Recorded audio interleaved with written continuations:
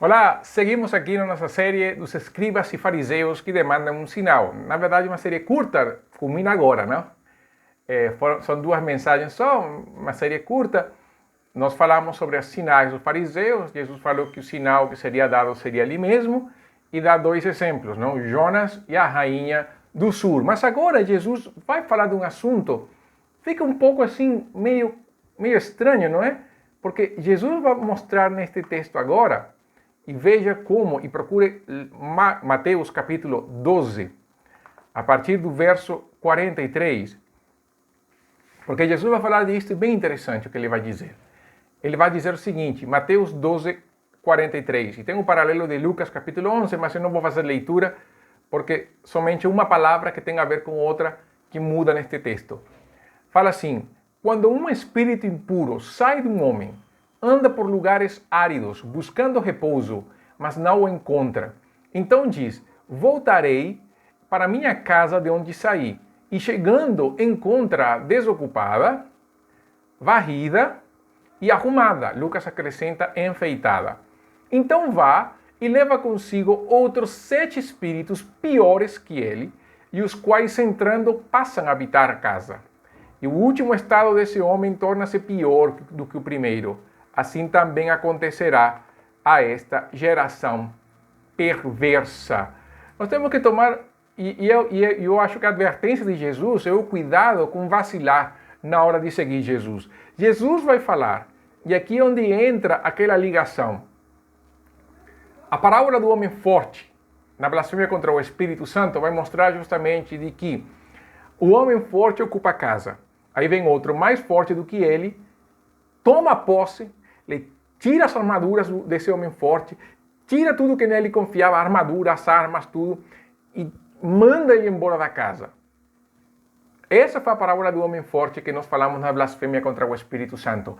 E aqui Jesus está falando assim, tá bom, o homem forte foi tirado, mas a casa permaneceu vazia. E o que acontece então quando há uma libertação, mas a pessoa não entrega seu coração a Jesus? O que acontece quando a pessoa é livre dos demônios, mas Jesus não entra a ocupar a casa? Quando não se rende o coração a Jesus. Então Jesus vai falar desse cuidado. Porque não basta vencer a batalha. O vencedor deve tomar posse. Nas guerras, uma vitória conta quando aquele lugar vencido acaba sendo definitivamente ocupado, quando não há como o inimigo voltar a recuperar o terreno. Não é somente ir vencendo. Tem que vencer e assegurar esse lugar. Já de uma vez estabelecer a firmeza, uma base, um comando, alguma coisa, mas que torne esse lugar seguro mais uma vez. É ir vencendo então, aos poucos, até alcançar todo o território, mas levando em conta que, uma vez vencido o último canto do território, o primeiro canto ainda está seguro. Então, aqui nós vemos um demônio que foi expulso. Na busca por sossego, ele vai e parece que na busca por esse sossego, por essa paz, ele decide dar uma voltinha no seu lar, naquilo que ele ainda chama do seu lar. E ele percebe que a casa está ajeitada, varrida, arrumada, enfeitada, porém está vazia. Essa palavra vazia tem um sentido de tirar férias, uma casa que está vacante, sem morador. É uma casa que acabou pronta, está pronta para moradia, porém ninguém até agora reclamou seu direito, ou comprou a casa, ou alugou alguma coisa. A casa está pronta para uso, porém não tem ninguém. Jesus vence, o demônio sai, mas o Espírito Santo não habita nessa pessoa. Isso me fala de que a pessoa pode receber um milagre de Jesus, pode receber ainda uma expulsão demoníaca e mesmo assim não ser salva. Jesus mostra que muitas das pessoas que foram libertas por ele, ou que serão libertas no futuro, lembre que Jesus na blasfêmia contra o Espírito Santo fala que também seus discípulos fariam isso. Então, Jesus está mostrando que muitos daqueles que foram libertos ou que serão libertos poderiam ter a casa vazia, porque não acontece uma conversão. E a Bíblia é clara de que aquele que se converte recebe o Espírito de Deus como garantia. Isso está em Efésios capítulo 1, versos 16 e 17, que fala que uma vez que nós temos crido, o Espírito Santo vem como a garantia da nossa herança. Quem é chamado por Cristo jamais será expulso do rebanho. Jesus falou isso em João 6,37, quando escreve: todo aquele que o Pai me dá virá a mim, e de modo algum rejeitarei quem vem a mim. Satanás não tem poder sobre o cristão. 1 João 5,18 fala: sabemos que tudo que é nascido de Deus não vive pecando, pelo contrário, aquele que nasceu de Deus o guarda e o maligno não o toca. Por isso este texto não se refere a um cristão. Este texto se refere a pessoas que foram libertos pelo poder do Senhor e mesmo assim não se arrependeram. Não adianta ser livre. Tem pessoas que andam procurando que alguém ore por elas. Você já deve ter visto pessoas, você já deve ter orado por elas, pessoas que chegam e falam: ora por mim que estou com um problema, com uma dificuldade. Aí você quer falar para a pessoa de Jesus e ela fala: não, eu só quero ser livre daquela situação, daquele problema, daquele conflito. Ela quer uma dipirona para uma infecção. Ela quer eliminar a febre, mas não matar a doença. E nós, se formos responsáveis, somos responsáveis, temos que levar a pessoa a Jesus em primeiro lugar. Não adianta a pessoa ser livre se ela não quer entregar seu coração a Jesus. Sabe por quê? Porque não existe liberdade, no sentido de alguém ficar livre de qualquer senhor. Não existe isso. Nós servimos a dois senhores. E um dos dois toma conta do nosso coração. E por isso, Cristo quer evitar a chegada de novos homens fortes. Por quê? Porque ele vai falar que aquele espírito, quando dá aquela volta, chega em casa e consegue a casa vazia, arrumada, enfeitada, então ele vai e toma outros 7 espíritos piores e entram a habitar a casa, e o último estado dessa pessoa se torna pior do que o primeiro. Esse vazio sempre será reforçado. Veja, Jesus fala na blasfêmia contra o Espírito Santo que Satanás não está dividido. Então ele é um reino coeso, um reino unido. Se o espírito imundo que saiu percebe que a casa está vazia, ele não vai retornar sozinho, porque ele vai querer reforçar mais uma vez esse lar para evitar sair. Aí ele vai e toma 7 piores. Ele se reforça muito bem. É como aquele time que perde e entende que precisa de reforçar em algumas áreas do time para se tornar mais competitivo. Satanás vai fazer isso, mas não é um esporte, é a vida de uma pessoa que está em jogo.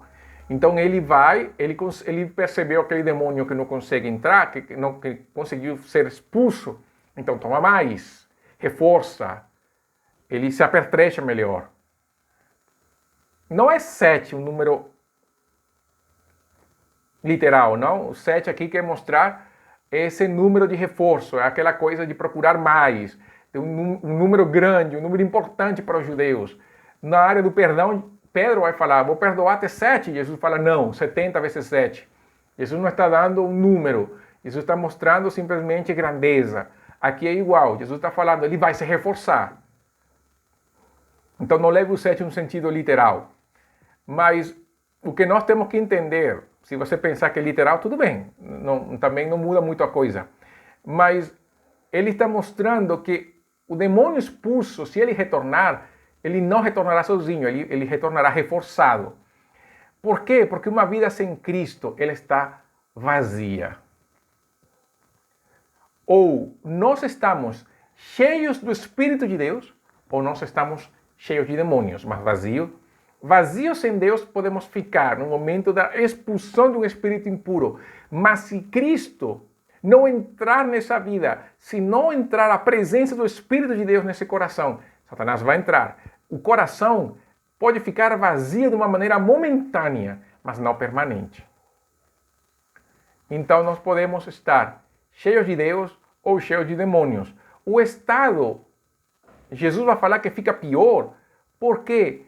Porque ele vai tentar manter o sucesso agora que retorna. Se uma pessoa que experimenta a libertação de Deus, não volta a Jesus, ou não bate a Jesus, ele será pior.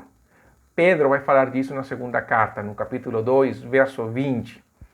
Vai falar assim, se depois de escapar das corrupções do mundo, pelo conhecimento do Senhor e Salvador Jesus Cristo, são novamente envolvidos e vencidos por elas, pelas corrupções do mundo, o seu último estado torna-se pior do que o primeiro, porque lhes teria sido melhor não haver conhecido o caminho da justiça do que, depois de conhecê-lo, darem as costas ao santo mandamento que lhes havia sido dado. Desse modo aconteceu-lhes o que diz este provérbio verdadeiro: o cão volta ao seu vômito e a porca lavada volta a revolver-se no lamaçal. Voltar às corrupções do mundo torna a pessoa pior, assim como o próprio Cristo falou. Nós devemos ter muito cuidado para evitar a raiz desse mal. Jesus fala, assim também acontecerá a esta geração perversa. Pessoas más, adúlteras e perversas são candidatas a viverem esta situação.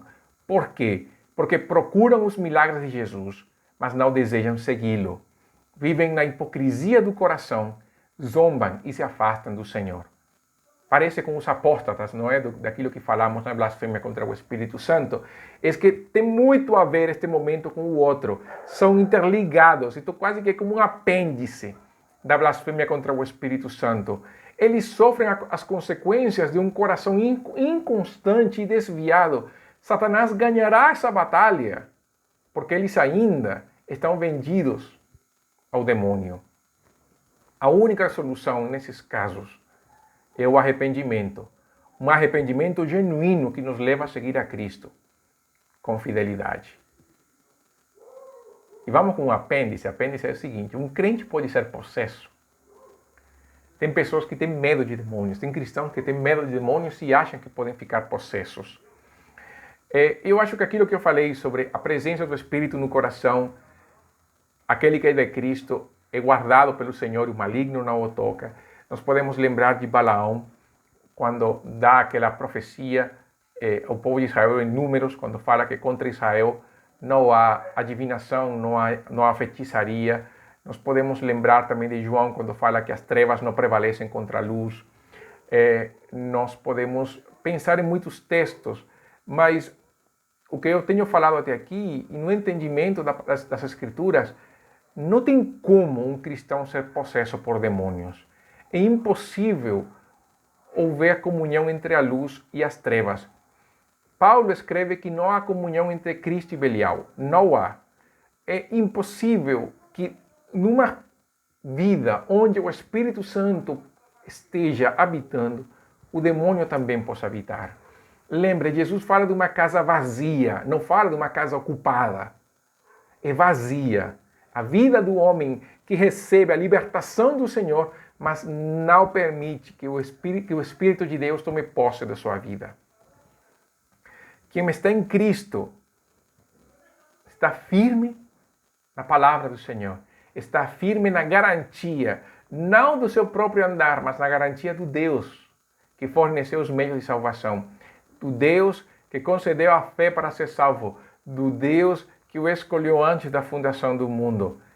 Por isso nós devemos afirmar nosso coração no Senhor a cada dia. Somos chamados a proclamar a liberdade, não a viver presos na escravidão. Essa questão de crente pode ser possesso. Livros como Porcos na Sala, Preparemos-nos para a Guerra, falam desse assunto e acreditam nisso. Ninguém me contou, eu li esses livros, eu sei do que estou falando.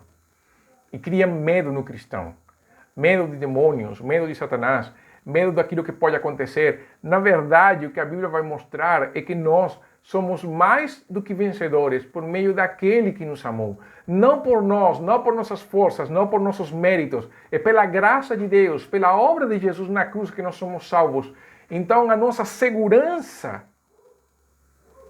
não está nesse que se eu peco ou não. Nossa segurança está na obra de Cristo na cruz. Aquele que é cristão vive na luz. Aquele que é cristão rejeita as trevas. Aquele que vive para Deus não anda na prática de questões pecaminosas, não anda olhando as trevas com desejo, com cobiça. Ele as denuncia.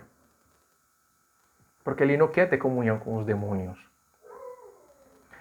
Eu concluo aqui com duas coisas. A primeira, se você experimentou a graça de Deus, mas não rendeu seu coração a Jesus, você é candidato a experimentar um sofrimento maior.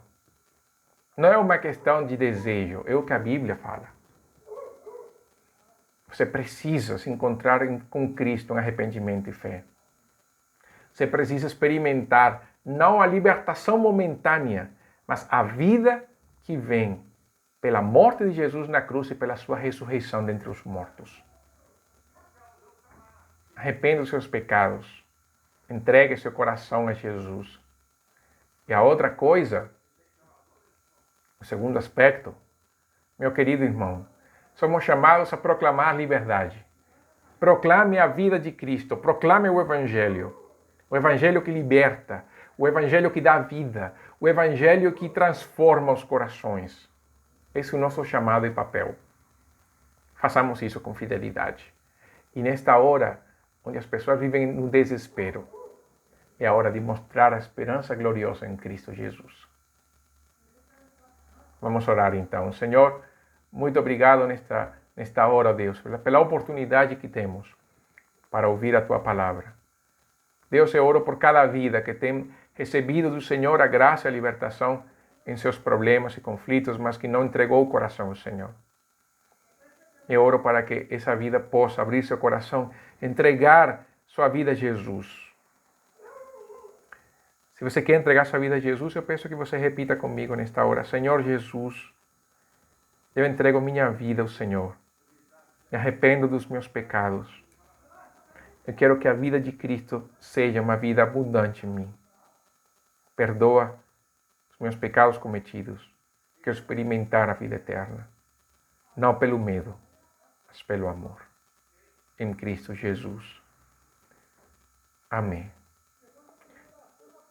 Viva uma nova vida. Se você fez essa oração, pode entrar em contato comigo aqui nos seus comentários no YouTube ou procure alguém da nossa igreja, da Primeira Igreja Batista em Bicas. Com certeza ele vai ajudá-lo em tudo que puder. Que Deus abençoe. Isto foi o fim da série Os Escribas e Fariseus Demandam um Sinal. Na próxima teremos uma nova série de mensagens vinculados com Jesus e sua família. Até então, que Deus abençoe.